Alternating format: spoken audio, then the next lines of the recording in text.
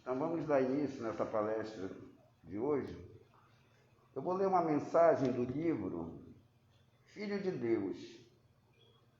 Essa mensagem é da Joana de Ângeles, ela foi psicografada pelo Divaldo Franco. E o título da mensagem é Presença de Deus. Quando a perturbação e o medo buscarem envolver-te, recorda-te imediato da presença de Deus ao teu lado. As qualidades internas da sabedoria e do amor, da confiança e da paz, embora invisíveis, são mais poderosas do que as circunstâncias afligentes e os estados inquietadores da alma. Na presença de Deus, consegues unir num só elo o coração, a mente e o espírito. Ela clareia-te a razão e apaga as sombras turbadoras do discernimento, facultando que este conduza a cena dos acontecimentos com equilíbrio. Essa presença inspira-te ideias novas e surpreendentes, ricas de conteúdo, abrindo espaço para realizações futuras assinaladas pela alegria e bem-estar. Propicia segurança e protege, pois que irradiando-se compõe a ordem, dinamizando valores que precisam dormir, que pareciam dormir esquecidos. Por sua vez, reparte jubilhos, despertando outros que se entregaram ao pessimismo, a fim de que se renovem e reatem os liames com as ações que não devem ficar abandonadas. Há possibilidades que antes nunca havia notado e estão à tua disposição. Tateando em sombras, não as via nem alcançavas. Com a presença de Deus, elas te manifestam acessíveis, e os seus amorosos abraços te envolvem através da onda de reconforto que protegem e dão segurança em todas as tuas realizações. A presença de Deus é todo o bem que experimentas, que te nutre e que te distribui as mãos, a coração e a alma cheios. Então essa é a mensagem de hoje e o título, a presença de Deus, presença de Deus. Então vamos levar os nossos pensamentos a Deus. Nosso Pai de infinita bondade e sabedoria, agradecendo a presença de toda a espiritualidade amiga, os mentores espirituais desta casa, os nossos anjos guardiões,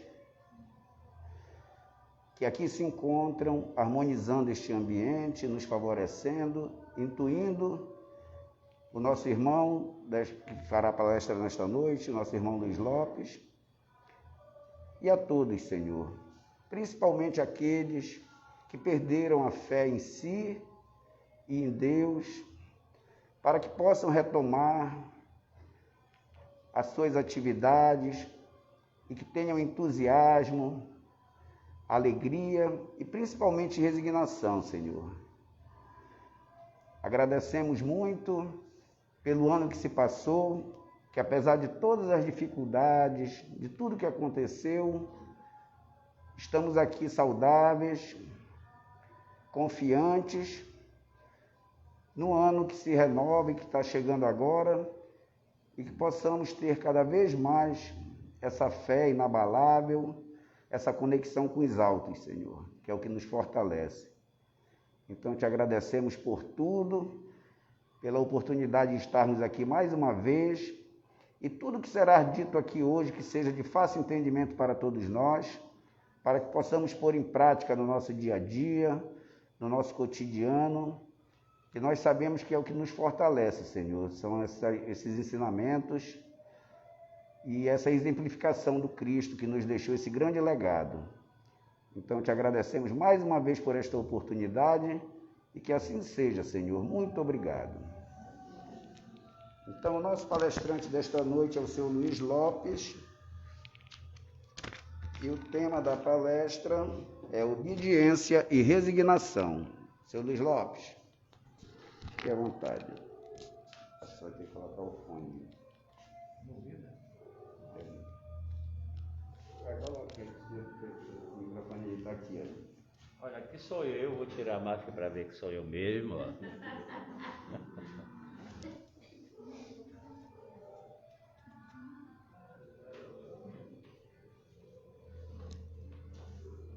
Boa noite a todos. Boa noite. Que a doce e suave paz do nosso amado Mestre Jesus nos robusteça na fé, buscando cada vez mais o melhor entendimento do papel que nos cabe cumprir na nossa atual vigência terrena. Não há aqui, certamente que não há, quem nunca tenha ouvido a expressão: por que você é tão desobediente, meu filho? Você precisa ser obediente, fala os nossos pais, falam os nossos patrões muitas vezes. E Jesus falou isso?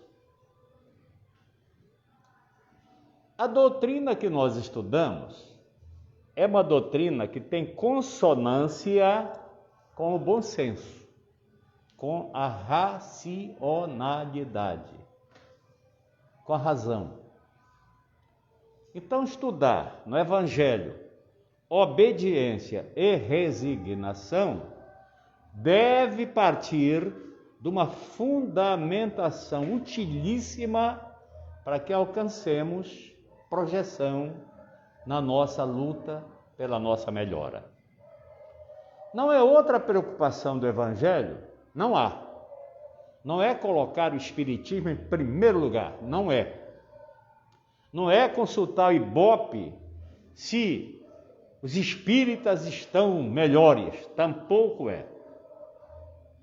O que nós precisamos chamar a atenção é que a doutrina espírita, ela está, como eu falei, em consonância com os ensinamentos do governador do planeta, do nosso mestre e Senhor Jesus. Qual o objetivo de Jesus com os seus ensinamentos? Melhorar a qualificação de todos os seus irmãos. Jesus não veio à Terra, não veio trazer uma informação que não tivesse tão unicamente esse propósito. O propósito da vinda de Jesus é dar orientação, encaminhamento, diretrizes que nos possam dar a segurança de que estamos a caminho da luz, de que estamos a caminho da libertação da ignorância que há tanto tempo nos escravizou. Nós sempre vivemos na senzala da dor da ignorância. Nós sempre estivemos passos atrás daquilo que é a proposta de renovação que permite ao ser esclarecidamente se melhorar. Falávamos há pouco com 2 companheiros que chegaram mais cedo e valorizávamos isso. A gente foi praticamente educado numa escola paternalista, qual seja, tudo Deus dá. Tudo Deus dá. Vamos aguardar que Deus vai dar. E a gente se acomodou esperando essa dádiva. Meus irmãos, as regras são muito claras para que nós consigamos conquistar o que precisamos. Obediência, resignação é fundamental. Quem não é obediente, não obedece. Ora, obedecer o que e a quem? Os ditames da lei de amor. A lei que Jesus nos trouxe não foi a lei do chicote. O Espírito escreve a mensagem no Evangelho, se alguém leu em casa, a propósito, a plateia aqui, não quem está nos assistindo, a plateia aqui quer levantar o dedo, quem leu em casa a mensagem? Nós recomendamos, aqui no Cetrasol, nós recomendamos que desse uma olhada em casa. Quem é o Espírito que escreve a mensagem sobre obediência e resignação? Lembram? Lázaro. Lembram de Lázaro? Lázaro dignificado, tratado, badalado nos evangelhos antigos, como alguém que passou uma vida na terra experimentando as dores da plena miséria, sem ter absolutamente condição nenhuma. Alguém vai dizer, coitado de Lázaro. Pode ser que pensemos assim. Deus não foi bom com Lázaro, porque nós nos apressamos a querer definir coisas sem olhar para a lei ampla e geral que orienta a todos nós. Qual é a lei? É a lei de amor. A lei de Deus é a lei de amor.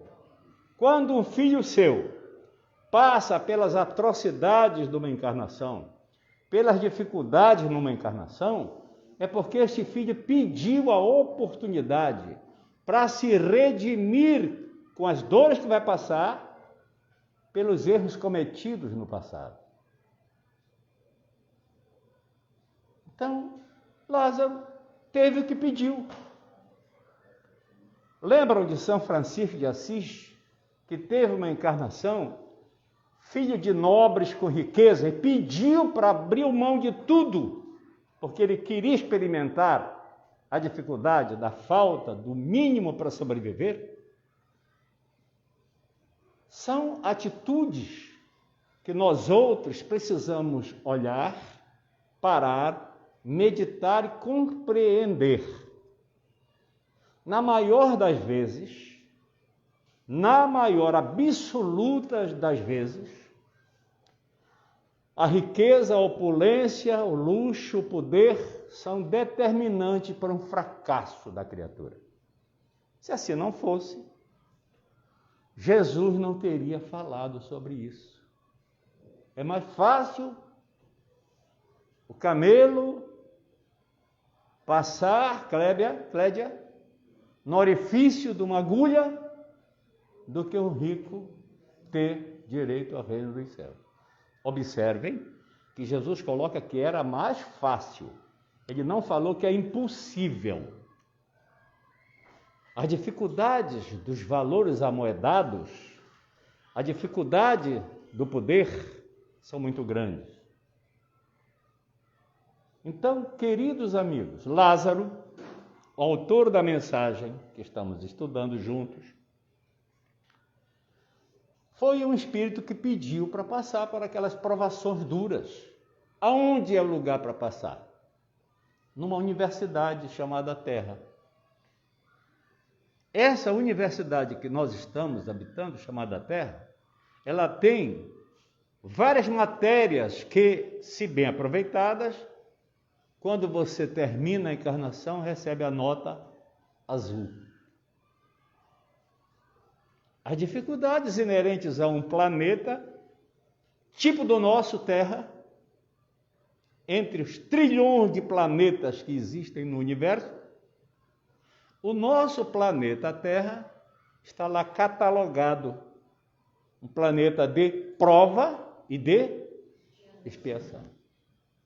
Lugar apropriado para que nós nos reajustemos. Foi para esse lugar que Lázaro pediu para vir passar as dificuldades dele. Agora eu vou contar um segredo que ninguém sabe. A mesma coisa conosco. Ninguém está aqui à base do chicote. Nós pedimos oportunidade.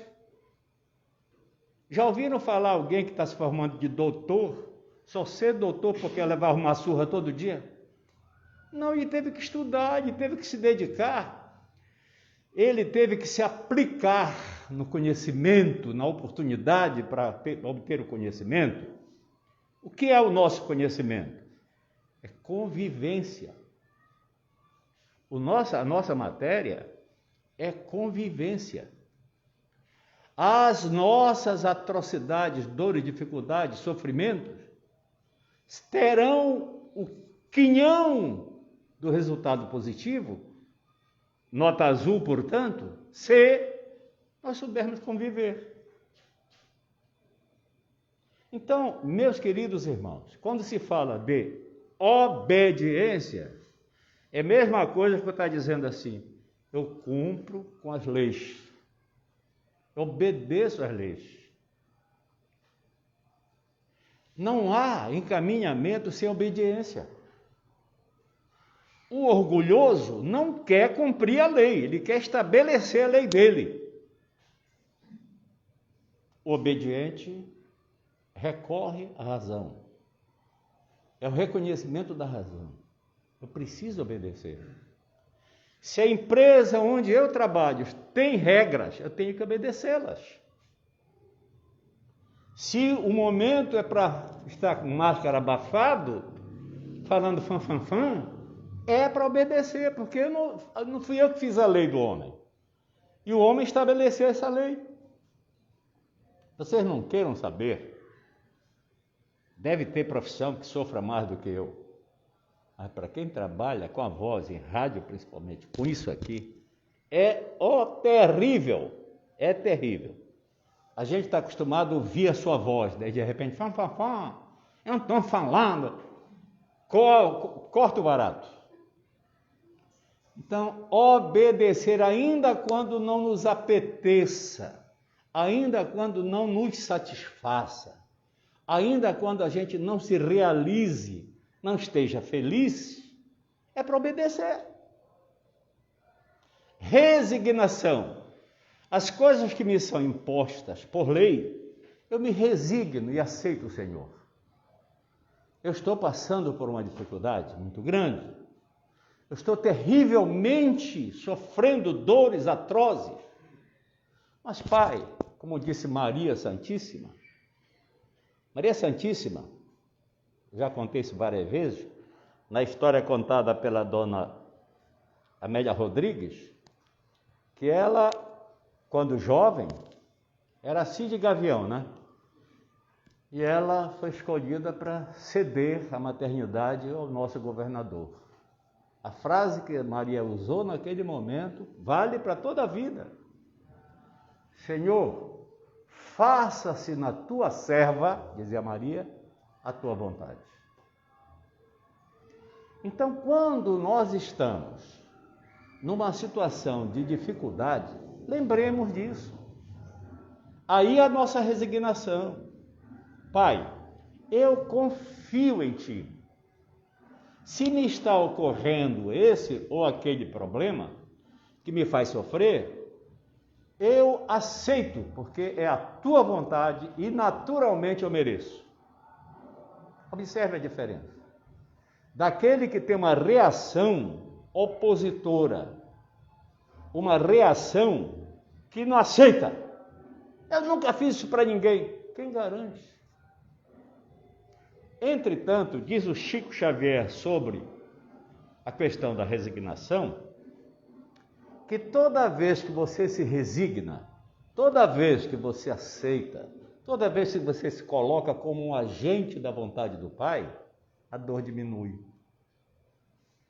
A dor diminui. A dor é covarde. Ela sente a ação do amor, ela se acovarda. Quando, entretanto, você reage de maneira contundente, ela agrava. Eu já fiz esse teste, tá? Eu vou contar para vocês uma experiência. Eu fui para a casa de um dentista, nosso amigo, que morava em Santa Bárbara, passar um sábado e domingo. Ele estava cuidando dos meus cacos, dos endereços dos meus dentes. E à noite me deu uma dor de dente, na casa dele. Eu não ia acordar o homem lá, meia-noite, 1 hora. pois eu passei a noite sofrendo com a dor de um canal que estava abrindo, e aí chegou o momento que eu me irritei, disse, tu vai passar, piorou muito mais, mas piorou que eu vi estrela.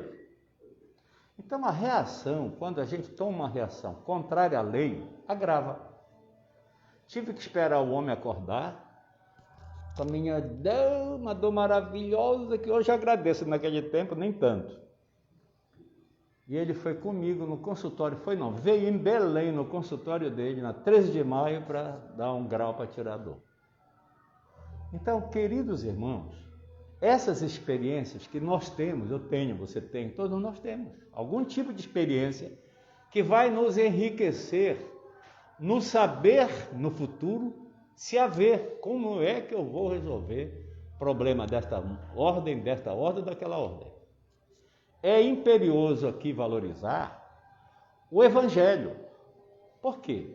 O Evangelho é um tratado, é o maior tratado social de todos os tempos, que nos vem enriquecer para dar para nós diretrizes orientadores para a nossa vida, para passar para nós informações que aclare no horizonte da nossa mente qual o melhor caminho a seguir diante desse ou daquele problema.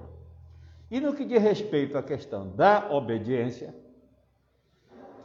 vejam bem, não confundir obediência com conivência. Não confundir obediência com subveniência. Não confundir obediência com puxação de saco. Não é. A obediência é o bom senso falando.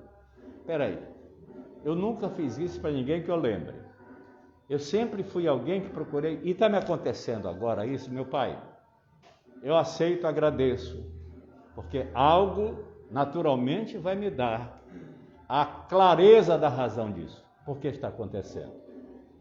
Em muitas situações, nós seres humanos, ainda com aqueles ranços antigos, ranço de uma antiguidade que já era para ter sido vencido, agimos mais com egoísmo e com orgulho, ainda, em todos os momentos da nossa vida.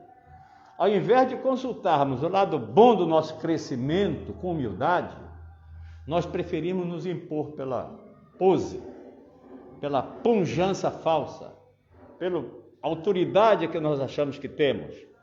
E é extraordinariamente importante que a gente se apequene, que a gente se diminua, que a gente pense agradecidamente pelo que nos esteja ocorrendo, que não seja nem sempre aquilo que nós gostaríamos que acontecesse. Divaldo Franco foi fazer uma palestra na cidade de Catanduva, interior de São Paulo. Nessa palestra, o Divaldo programou com os companheiros daquela cidade, é o tempo do trem ainda, tá? Lá em São Paulo ainda tem, para nós aqui acabou muito tempo. Aí ele foi de trem na sexta, fazia a palestra no sábado, e para não voltar à noite, ele esperava chegar o domingo para voltar de trem. Após a palestra, terminado tudo, muito feliz pela palestra que ele fez, Divaldo, retornando para São Paulo, vai esperar onde se espera o trem, né? O trem não se espera na parada de ônibus, todo mundo sabe aqui, mesmo os que não viram trem, sabem que é numa gare, chama de gare ou estação. Era numa estação, ele foi para lá, está lá com a vasilhinha dele aqui e tal. Os companheiros que do centro vieram acompanhá-lo, eram umas 5 horas da manhã, era o primeiro trem, porque ele precisava chegar cedo em São Paulo, era cerca de 3 horas de duração a viagem. Quando ele percebe uma família chegando, e o olhar mediúnico do Divaldo leu que aquela família estava com alguma dificuldade. Percebeu que era o pai, a mãe e uma criança, uma menina de 15 anos, 14 anos. Ele inclinou-se a observar aquilo e percebeu que a toda hora a mãe puxava a menina, abraçava a menina com uma maletinha. Toda hora a mãe vinha e beijava a filhinha dela. Quando foi um certo momento, chega o trem. Naturalmente, quando chega o trem, quem mais quer pegar o seu melhor lugar? Esta moça sentou-se num banco, eram 2 lugares de cada lado, e o Divaldo escolheu do outro lado, mas no lado dela, olhando para ela. Porque ele percebeu, sim, quando o trem ia saindo, o trem vai saindo, a mãe na janela, filha, mamãe te ama, filha, correndo para dar a despedida. E o Divaldo sentado ali, notou claramente que era uma menina que vinha trabalhar na cidade. Estava se despedindo da família. E vinha com a sua maletinha, naturalmente, para se candidatar a ganhar o seu trocado, para estudar na capital. Divaldo atento lá, olhando para a família lá. De repente, chega numa estação, a próxima estação, sobem algumas pessoas, e uma pessoa chamou a atenção do Divaldo Franco. O galã, sabe aquele galã que entra no trem assim, todo de branco? Eu não estou todo de branco, estou diferente. Todo de branco, sapato branco, camisa impecável. Chega na subida do trem, faz um raio-x de todos os lugares e olha onde estava a menina, sozinha. E o Divaldo tremeu aqui. Não, lá não. Porque o Divaldo percebeu o caráter do fluido daquele cidadão. Era o cidadão sem escrúpulo, que quer conquistar, custe o que custar, sem medir consequências. E o Divaldo tremeu aqui. Não deixem sentar lá. O cara foi e sentou no lado da menina. E o Divaldo aqui em prece. Pai, ampara essa criança, pai. Ampara em obediência a tuas leis de amor. Ampara essa menina. Aquela mãe, aquela família tão necessitada, precisando de ter essa viagem tranquila. Não deu outra. O cara começou a puxar o assunto aqui do lado da menina e ela rindo por lá, e ele aqui aborrecido de volta. Não, está errado, não pode. E a menina lá e o fulano cochichando no ouvido dela. Não demorou muito, ele já passou o braço aqui por trás, no banco, por trás da menina. E o Divaldo brigando aqui. Mas será que não tem uma solução? Ninguém me ajuda? Nessa altura o papo está bonito já entre os dois. Aí vem um detalhe. Sem que o trem pare, sem parada nenhuma, sem estação, sobe no trem uma matrona inglesa, vestido todo rebuscado, cheio de arrumação e tal, daquele tipo daquelas mulheres clássicas da Inglaterra, mulher já de idade. E o Divaldo olha para ela e diz: oxa, ouviram meus apelos. Ela passa onde está o Divaldo, cumprimenta e vai para lá, onde está a menina e o galão. Nesta altura do campeonato, o Divaldo diz: bem, agora ela vai agir. Mas diferentemente do que ele imaginava, aquele espírito que adentra o trem, sem o corpo físico, espiritualmente chega ao trem, e põe as mãos sobre a menina. E Divaldo aqui: não, mas não é ela, é ele. É ele que eu quero que afaste. Ele precisa mexer com ele, não é com ela. E a senhora lá. Passa aqueles momentos que um passe dura 2, 3 minutos. Ela passa pelo Divaldo, cumprimenta e sem que o trem pare, salta. O Divaldo aqui discordando de tudo. Está errado. Mas aí aconteceu a coisa mais fantástica. O cidadão já dominando a situação, total domínio sobre a mocinha, se prepara para a troca do beijo, do primeiro beijo. Faz aquela cena toda, deve estar usando ali um chiclete perfumado, a menina encantada.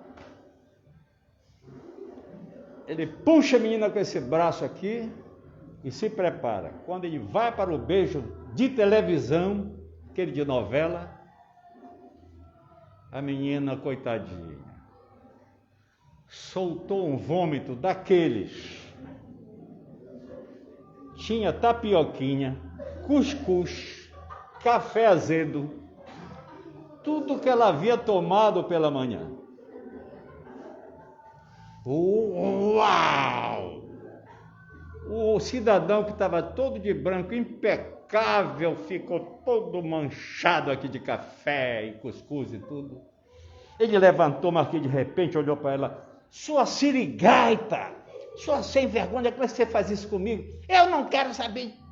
E saiu de perto dela de volta. Correu, sentou no lado da menina, pegou o lenço dele: toma, minha filha. Ficou assim: que vergonha. Não, filha, foi sua mãe que mandou eu sentar aqui para lhe dar esse lenço para você. Ela começou a se limpar toda. Aí ela contou para ele, chorosa: poxa, meu senhor, eu sou muito azarenta.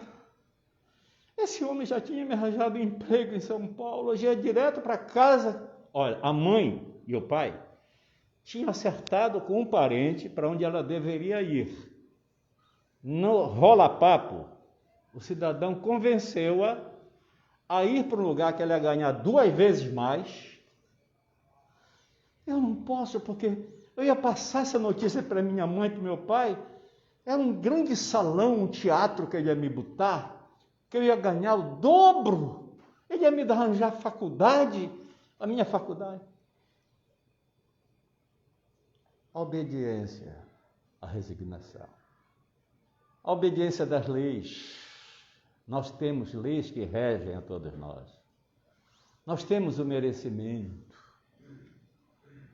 As preces do Divaldo só ativaram para colocar aquele espírito encarnado naquela criança, que certamente teria uma destinação de lutar para ganhar seu pão honestamente. O cidadão veio para convidá-la para uma boate de São Paulo, para trabalhar na grande cidade, ganhando muito dinheiro. Mas há a lei, que conferem a cada um segundo suas obras.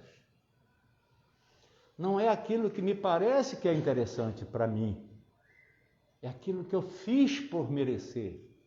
Como de futuro, nós teremos o que estamos construindo agora. Não aguarde que o outro faça para você. Faça você. Todos dentro das nossas limitadas condições. Todos dentro do pouco que temos de conhecimento, de capacidade, temos o nosso merecimento.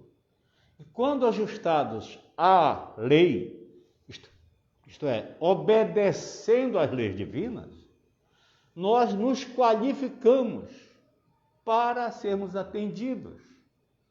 Desviado foi uma rota que certamente traria lágrimas, ranger de dentes, angústia e sofrimento para aquela que os pais haviam delimitado com a família que estava em São Paulo, numa cidade, num bairrozinho de São Paulo, onde ela irá ajudar a família, onde essa moça iria para ajudar a família, ajudando os filhos, tendo escola paga por eles, etc. Sem salário, quem sabe? Então, quando isso acontece conosco, não imaginem que foi o acaso. Eu ia fazer, mas de repente mudou. O acaso é o pseudônimo que Deus usa quando Ele não quer assinar. Quando Deus não acha necessidade de se aparecer, Ele usa o acaso. Parece que foi um acaso. São ingerências, são ações do mundo espiritual que nos conferem essas ajudas merecidas. Quando você sacrifica-se em favor de atender a dor do outro, quando você socorre alguém que está necessitando de um conselho, de uma orientação, de um modelo de vida, de um tempo para ouvir, você está se candidatando à sua melhora. Você está obedecendo às leis divinas, isso é obediência. Quando você aguarde, no auge da sua expectativa, que o mundo seja cor-de-rosa, e não é, você depara-se com a sua realidade, baixa a bola, e aí usa a resignação. Meu Pai, meu Pai, muito obrigado por isso. Quantas vezes, muitos de nós, com aspecto frustrante, porque nós imaginávamos, nós estávamos aguardando isso ou aquilo mais, e de repente vem outra coisa. Quantas vezes nós não ferimos, assim como a matrona entrou no trem, quantas vezes os nossos antepassados, os nossos parentes, os nossos espíritos amigos não estão batalhando para nos ajudar, estão ao nosso lado querendo nos socorrer e a gente vira a costa, porque fala mais alto ainda os interesses egoísticos que vêm de encontro à obediência. Fala mais alto o orgulho que se antepõe, que entra em choque com a resignação. Eu não mereço isso. Olha o meu julgamento ante a vontade soberana de um Pai amoroso, que sempre cuidou de nós, desde quando nos criou. Quantos espíritos se queixam? Queixam entre aspas, falam do quanto a gente os espizinha, do quanto a gente os abandona, de quanto eles nos querem ajudar e nós não aceitamos, porque nós olhamos com o olhar do interesse escuso, inferior, da ignorância. Nós nos deixamos, como se dizia muito antigamente, pelo fascínio, a fascinação. A fascinação faz brilhar tudo como fogos de artifício. Faz aquele estampido, e desaparece, acabou. A fascinação que entra, muitas vezes, a nos modificar as nossas atitudes, responde por fracassos que duram muito tempo na nossa dor, que muitas vezes se agasalham, se homiziam, passam a residir dentro de nós. Então, queridos irmãos, é notoriamente importante que a gente procure se recolher, que a gente olhe para dentro de nós, que a gente se veja ante aqueles que aqui se expõem tanto para trabalhar pelo bem. Que a gente procure olhar com o olhar da sabedoria para dentro de nós. Que a gente procure de todas as formas se conhecer, saber onde é que nós estamos cometendo equívoco, procurar ter a humildade de reconhecer as podridões que ainda guardamos no coração,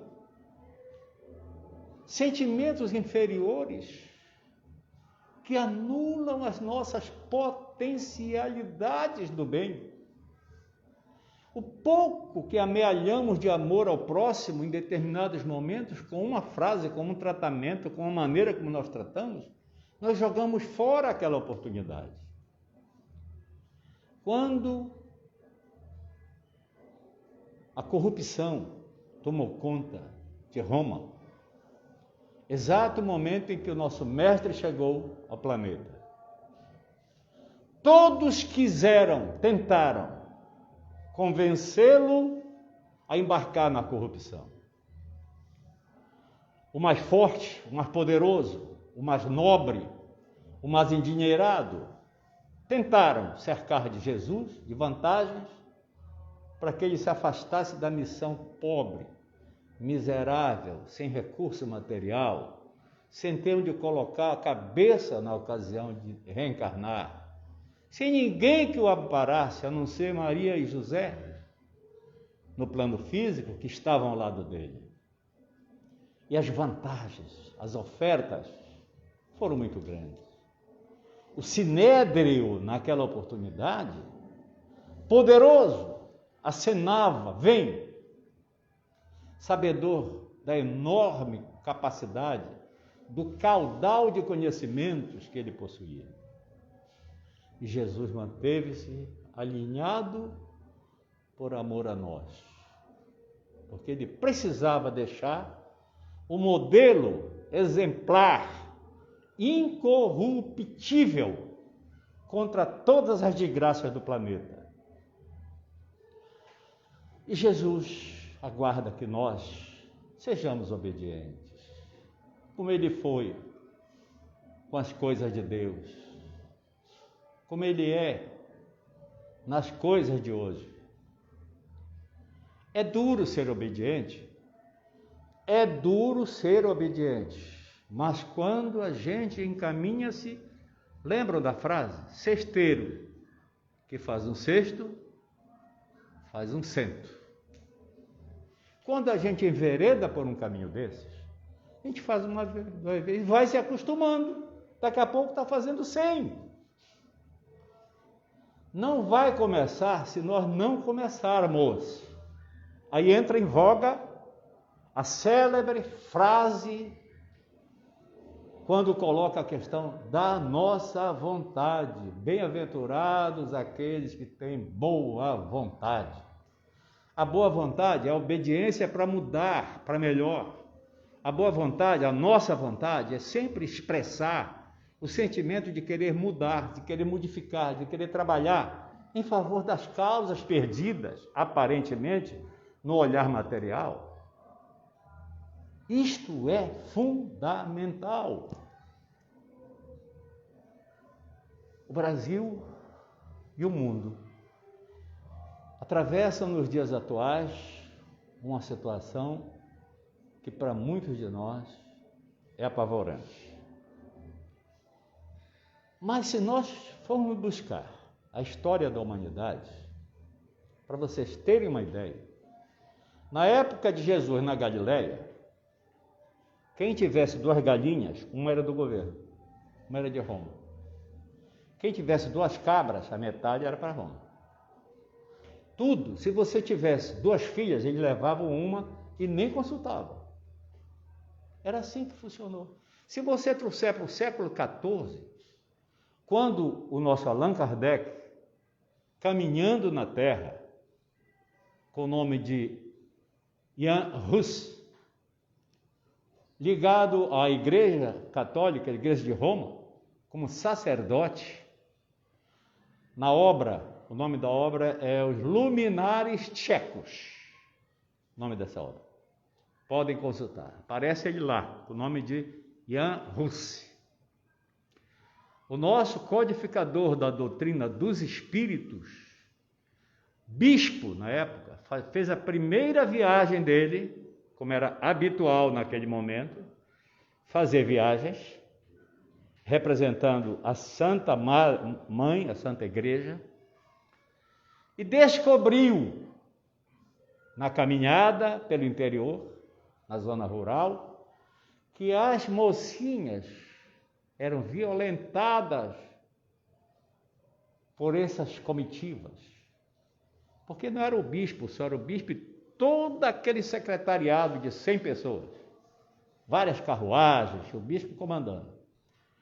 As farras homéricas, sequestro aos bens, violavam os direitos da família e violentavam as meninas. Kardec, na primeira viagem dele, o espírito Kardec, naquela altura, repito, era Jan Hus, se colocou contra isso. O que é isso? Não, aqui não. Neste grupo não. Foi um Deus nos acuda. Sabe a história do... Você aqueceu que a folhinha não marca? Isso é acostumado. Não, negativo. Nesta comissão comigo, não. E tomar e pegar dinheiro, não. Fez toda a viagem sem fazer nada disso. Quando retornou, denunciou para Roma mandou denúncia para Roma, dizendo que estava acontecendo em nome de Cristo, em nome da Santa Igreja, essas corrupções. Queridos irmãos, não foi fácil. Kardec foi preso. Eu falo Kardec para a gente definir, mas é Jan Hus. Nos subterrâneos de um presídio, cuja saída era para o mar, não tinha outra saída. Visitado pela água à noite, na hora de dormir, e vaziava de manhã. E veio de Roma um convite para ele. Um aviso: se você abjurar, se você mudar seu comportamento quanto às acusações feitas, a gente retira de você a dor, o sofrimento e restitui os poderes todos. E a Hus, não, vou ficar aqui. Todas as tentativas foram feitas. Ele denunciou por escrito e desencarnou naquela encarnação ali. Jan Hus, defendendo a obediência às leis de Deus. Esta é a nossa obediência. Este é o nosso dever.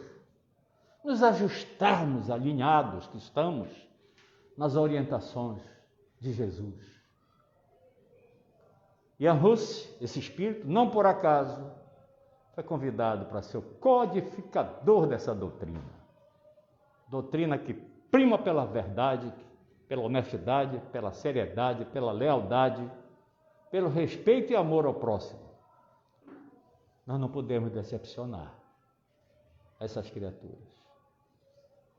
Não foi diferente com a irmã Dulce na Bahia. A irmã Dulce na Bahia, a nossa Dulce,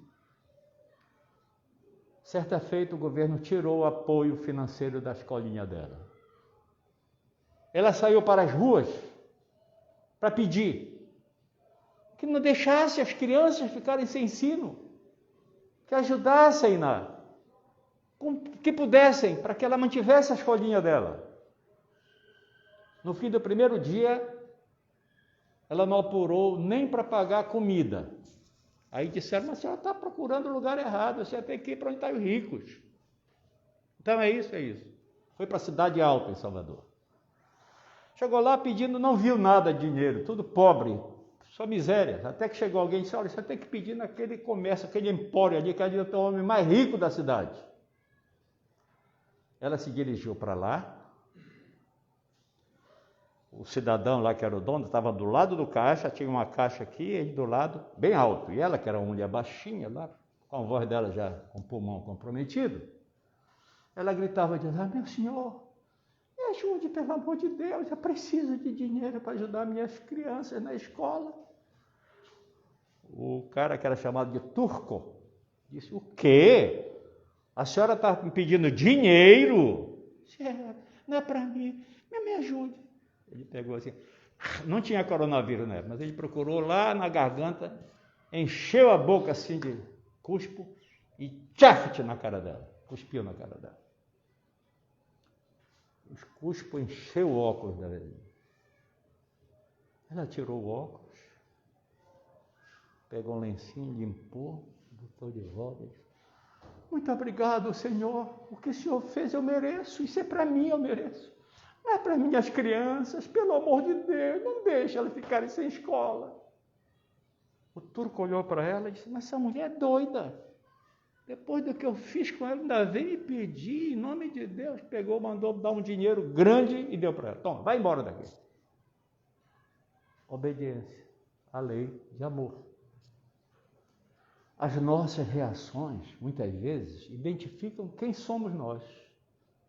Se a irmã Dulce tivesse tratado ele mal, perdi a oportunidade de dar um belo exemplo e de ajudar na escola. Queridos irmãos, eu encerro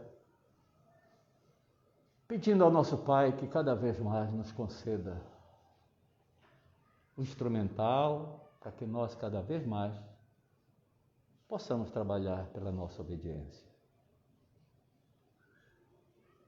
Pedindo a Maria, doce Maria, nossa Mãe Santíssima, que nos ajude e ampare a que tenhamos a capacidade da resignação. E que quando nos faltem esses valores, Senhor, os nossos amigos espirituais, nossos anjos de guarda, nossos mentores, nossos parentes amados que ainda possam nos contribuir com ajuda, que todos nos ajudem a não sucumbirmos nesta encarnação.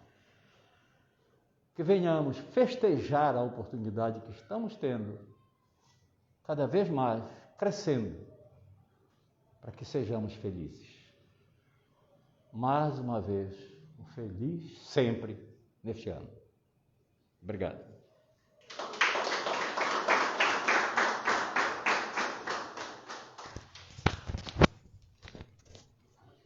Vamos orar.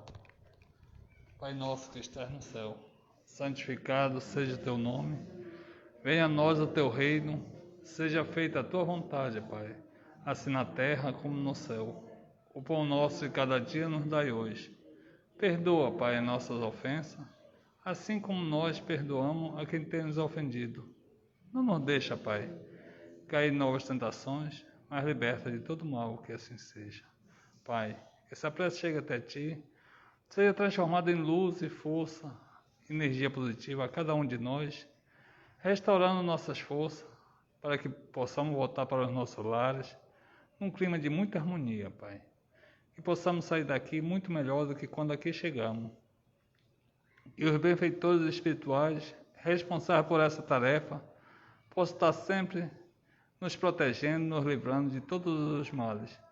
Estende as tuas bênçãos aos nossos irmãos que estão passando por esse problema da Covid-19. Envolve eles em todos, nas tuas vibrações, de muito amor, muita harmonia e muita paz. Muito obrigado, Pai, por tudo. E ajuda que na próxima semana possamos estar aqui no mesmo horário para dar continuidade a mais uma reunião de estudo. Muito agradecido pela presença de todos. Que assim seja.